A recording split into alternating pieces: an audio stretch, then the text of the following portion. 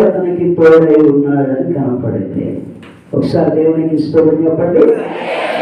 దేవుడు యోసేపుకి తోడై ఉన్నాడు కాబట్టి యోసేపుకి ఎందుకు తోడై ఉన్నాడు దేవుడు చెప్పండి. ఇప్పుడు యోసేపు దగ్గర ఆత్మఫలాలు ఉన్నాయి. హల్లెలూయా, హల్లెలూయా. యోసేపు పాపము లేనివాడు, పాపమును చీకొట్టి పారిపోయిన వాడు. పరిశుద్ధ గ్రంథం అంటుంది, పాపమునకు దూరంగా పారిపోండి. పాపమునకు ఎప్పుడైనా పారిపోయారా?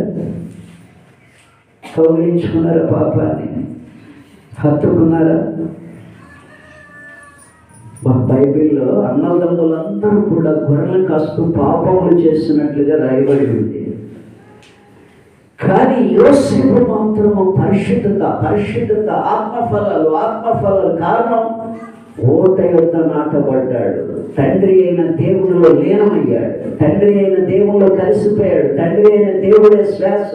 తండ్రి అయిన దేవుడే ఆయనకి సమస్త మార్గదర్శి. తండ్రి అయిన దేవుణ్ణే ముందు పెట్టుకుని స్తుతిస్తూ కొనియాడుకుంటూ ఆయనలో ఉన్న గుణ లక్షణాలు, ఆత్మఫలాలు కలిగి ఉన్నాడు.